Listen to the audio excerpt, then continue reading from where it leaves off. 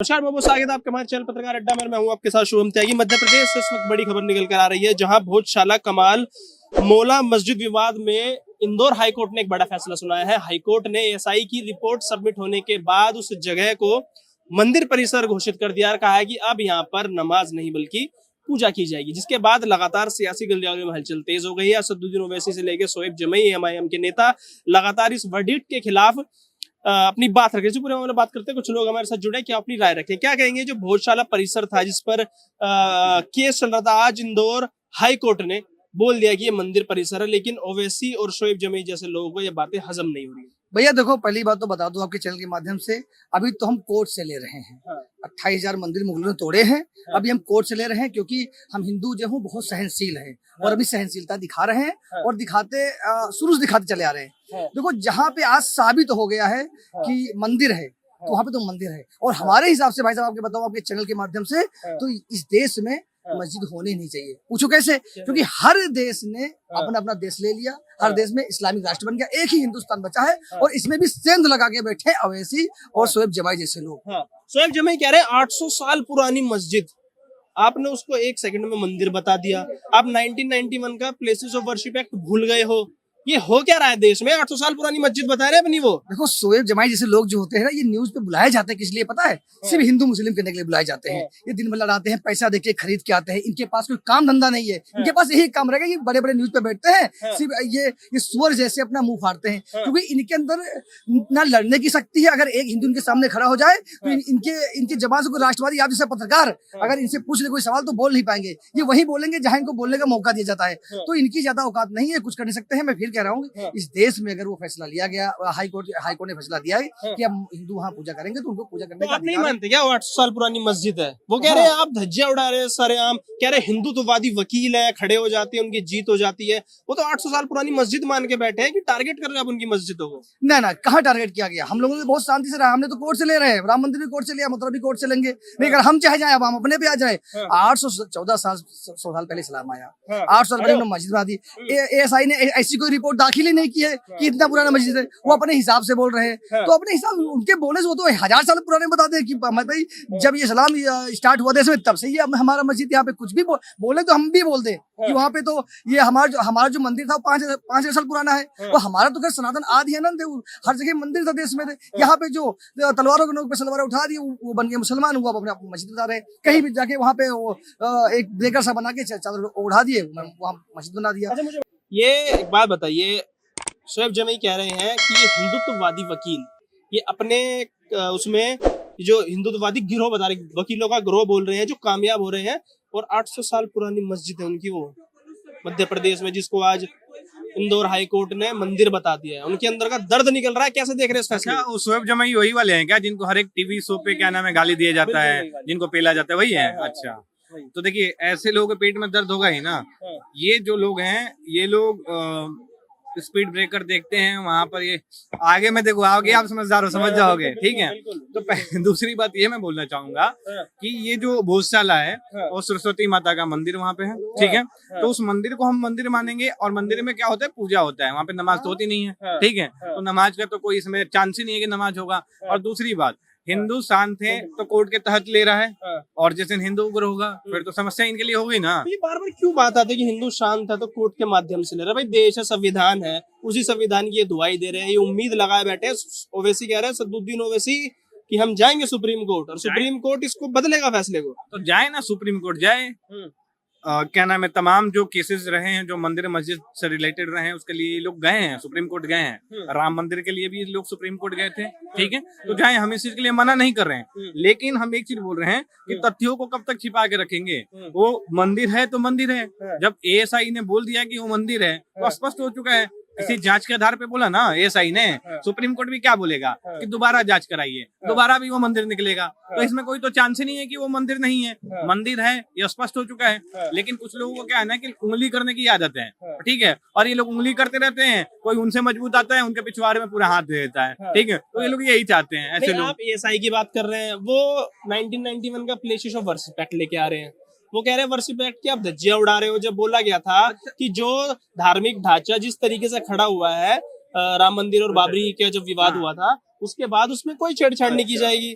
आप ज्ञानवापी में भी उस प्लेसेस ऑफ वर्शिप एक्ट के धज्जे उड़ाते तो आप यहाँ भी उड़ा रहे हो। तो ये जो वर्शिप क्या नाम है, जो अपना पूजा पाठ का जो कानून कायदा बना था 1991 की जो बात कर रहे हैं, मैं आपसे पूछना चाहता हूँ कि सिर्फ मुस्लिमों के तो पक्ष में है, वो तो हिंदुओं के पक्ष में था नहीं, तो उस चीज को हम हिंदू क्यों माने? ये सोचने वाली बात है ना, हम तो नहीं मानेंगे ना। फिर आपके लिए मतलब आपके लिए मीठा मीठा दे दिया गया, हमारे लिए करवा दे दिया गया, तो हम करवा लेके रह जाए। कौन था वो देने वाला फिर? अरे कौन, उस समय की सरकारों में कौन हुआ करते थे? दोगले किस्म के लोग हुआ करते थे जो सेकुलरिज्म का चोला ओढ़ के और एक तमके को ऊपर उठाने का काम करते थे, ठीक है। और उन्हीं लोगों ने ये चीज किया है, उन्हीं लोगों की वजह से आज तमाम मुद्दे जो आज झगड़ा के तौर पे देखा जाता है कि इससे दंगा फैलेगा, इससे लड़ाई होगा, झगड़ा होगा, उन्हीं लोगों की वजह से हुआ। अब एक बात बताइए, उनको नहीं पता है कि वो सलाह में जो ASI सर्वेक्षण टीम जो वहाँ पे जाती है, जाके वहाँ पे सर्वेक्षण करके आती है, वो बताती है कि नहीं जी भाई साहब, अवशेष जो है मंदिरों के अवशेष है, तो ये स्पष्ट हो जाता है कि वहाँ पे मंदिर है, ठीक है। और सबसे पहली बात ये आती है कि इस देश में जो जिस मस्जिद की बात करते हो, जिस इस्लाम की बात करते हो, इस देश में वो इस्लाम कब से पनपा, कब आया इस देश में, ये बात भी तो बताइए ना आप। इस बातों को अगर देखा जाए, इस चीज को देखने के अनुसार अगर देखा जाए, तो मंदिरों का देश रहा है भारत तो मंदिरों का देश रहा है, ठीक है। इस्लाम आया है, ठीक है, और सनातन हमेशा से रहा है, तो दोनों में अंतर होता है, ठीक है। और उस अंतर को देखते हुए भारत जो है मंदिरों का देश है, और भारत में मंदिरों को पहला तरजीह दिया जाएगा और दिया जा रहा है। लेकिन जिस तरीके से आपने कहा कि वो पहले की सरकारों अगर चाहती तो ये प्लेसेस ऑफ वर्शिप एक्ट ना लाके ये बीज नहीं बोया जाता लड़ाई झगड़े का, कि जो 3 हमेशा से हिंदू पक्ष के बोले गए कि आपने हमें राम मंदिर दे दीजिए, ज्ञानवापी दे दीजिए, भोजशाला दे दीजिए और कृष्ण जन्मभूमि दे दीजिए। लेकिन उस समय की सरकारों ने क्या किया कि 1991 में प्लेसेस ऑफ वर्शिप एक्ट लिया है, और यही सरकारें आज चुप है। तो इसके पीछे की मंशा क्या? और वही लोग आज हिंदुत्ववाद की बात करते हैं, हिंदुत्व की राजनीति करने की बात करते हैं।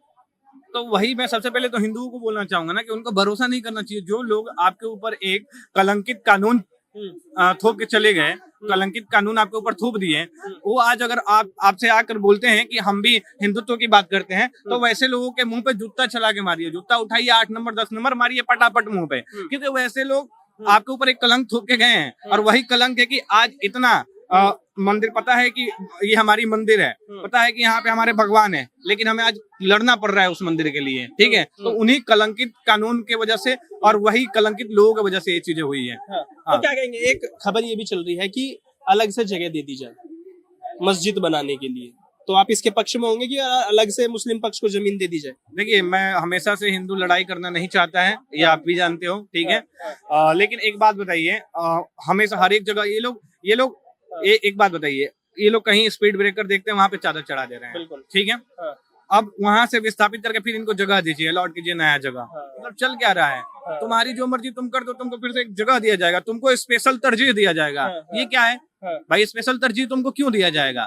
तुम्हारे लिए भी इस देश का कानून एक जैसा ही होना चाहिए, हिंदू के लिए भी एक जैसा होना चाहिए, ठीक है। फिर सवाल कर लेता हूँ, जब से फैसला आया है, सुरक्षा के कड़े इंतजाम मध्य प्रदेश में कर दिए गए हैं, लगातार पुलिस बल की तैनाती कर दी गई है, क्या इस देश का मुसलमान इस फैसले को एक्सेप्ट कर पाएगा? देखिए, फैसले को एक्सेप्ट करे या ना करे, मोहन यादव जी बोलते हैं मक्खा लाडले कुटाई हो जाएगी, ठीक है। तो अगर ज्यादा इधर उधर गए तो वहां पे कुटाई करने का काम कर देंगे मोहन यादव जी, ठीक है। वो खुद सनातनी है, वो अपने धर्म को बहुत अच्छे से जानते हैं, बहुत अच्छे से समझते हैं। तो अगर थोड़ा भी इधर उधर हुआ तो तुरंत कुटाई करना चालू करवा देंगे। कहेंगे अंशु भाई, 800 साल पुरानी मस्जिद बता रहे हैं शोएब जमई, कह रहे हैं कि हिंदुत्ववादी वकीलों का गिरोह एक बार फिर कामयाब हुआ और मुसलमान की मस्जिद पर कब्जा कर लिया। मतलब उनको देश के संविधान पे भरोसा नहीं है, जो हाई कोर्ट ने फैसला सुनाया उनके ऊपर में उनको भरोसा नहीं है। यही बोलना चाहते हैं ना शोएब जमई कि हिंदू का जो वकीलों का गिरोह था वो कामयाब हो गया। एक बात बताइए, इन लोग एक्चुअल में शुरू से एहसान फरामोश थे सर। आप बोलेंगे कैसे, ऐसी कैसे बात आप बोल रहे हैं?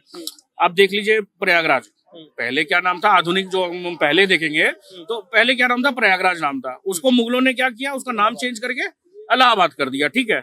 उस समय अगर अच्छे मुसलमान होते, बोलते कि नहीं हम हिंदुओं के साथ में रहते हैं, वो हमारे को सब कुछ देख रेख करते हैं, सब कुछ हम इस देश में रह रहे हैं उनके साथ में, हम नाम नहीं बदलने देंगे।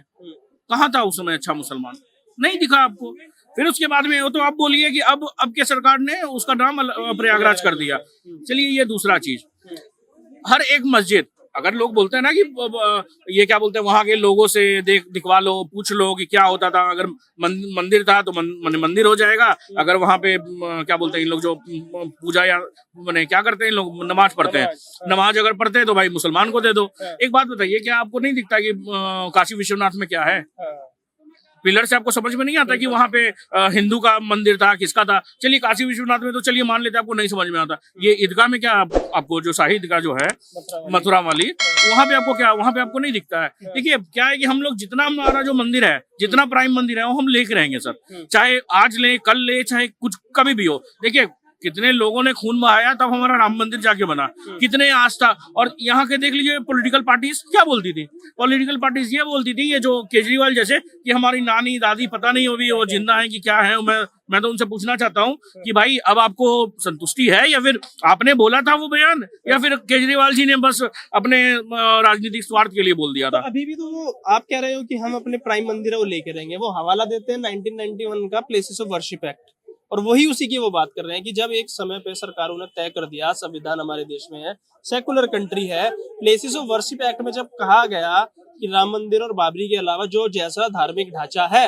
वो वैसा ही रहेगा, उसके साथ कोई छेड़छाड़ नहीं की जाएगी, तो उस एक्ट की धज्जियां ये सरकारों में उड़ रही है और हिंदुत्ववादी वकील उड़ा रहे हैं। जो प्लेसेस सर ASI से संरक्षित है वहां पे ये ऑर्डर लागू नहीं होता। और दूसरा चीज, ये ऑर्डर लागू होना भी नहीं चाहिए कहीं पे। ये जो प्लेसेस ऑफ वर्शिप एक्ट जो आया गया है, समझ लीजिए सर, जो पहले 1990 में जो शेयर मार्केट करते थे उनके पास में उनके दादा परदादा कुछ शेयर्स खरीद लिए, ठीक है, वो पहले तो सर्टिफिकेट आता था, ठीक है, आज वो 2026 में उनको वो सर्टिफिकेट्स मिल रहा है, अब उसकी वैल्यू है करोड़ों रुपए में। तो क्या उसको चेंज करके डीमेटेरियलाइज्ड फॉर्म में उसको चेंज करवा करके वो उसका पैसा नहीं निकालेंगे? क्या सर, क्या ये लॉजिकल लॉजिक देते हैं कि भाई ये क्या बोलते हैं प्लेसेस ऑफ वर्शिप एक्ट लागू है, ये है। मैं ये प्लेसेस ऑफ वर्शिप एक्ट को नहीं मानता हूँ। क्यों मानूंगा भाई? जो हमारे आराध्य का मंदिर, जिनको हम पूछते हैं, श्री कृष्ण भगवान, श्री राम जी, या फिर क्या बोलते हैं महादेव जी, उनका ही मंदिर से हम वंचित हैं, तो भाई मैं इस प्लेसेस को नहीं मानता हूँ। कृष्ण भगवान का हमारा जन्म हुआ, वहाँ कृष्ण भगवान का जन्म हुआ मथुरा में, भाई वो मंदिर हमें चाहिए, वो किसी भी कीमत पे चाहिए। आज एक देश बता दीजिए ना जहाँ पे हिंदू ही लड़ रहा हो अपने आराध्य का मंदिर बनवाने के लिए, एक देश बता दीजिए। आज ये क्या बोलते हैं, आज जो ये फैसला आया है, मैं तो समझता हूँ कि सुप्रीम कोर्ट और हाई कोर्ट इतना देरी क्यों कर रहा है शाही ईदगाह में और काशी विश्वनाथ में। जैसे ही योगी जी ने कहा था कि एक खून का कतरा भी नहीं बहेगा, कुछ भी नहीं होगा सर। आज ये क्या बोलते हैं, ये जो CM है वहां के, वो यादव है, मैं उनका नाम नहीं, मोहन तो छोड़ दीजिए, मैं बस यादव है। तो भैया यदमुल्ले मत बनिए, वो कृष्ण के असली वंशज हैं, वो बनिए, अखिलेश यादव की तरह मत बनिए। जैसे वो यादव है ना, वो यादव बनिए आप, जो सच में सच के लिए खड़ा है, जो लोगों के लिए खड़ा है। आज अगर अखिलेश यादव लोगों के हित के बारे में सोचते हैं तो आज ये नहीं होता, वो राम कार सेवकों पे गोली नहीं चलवाए थे।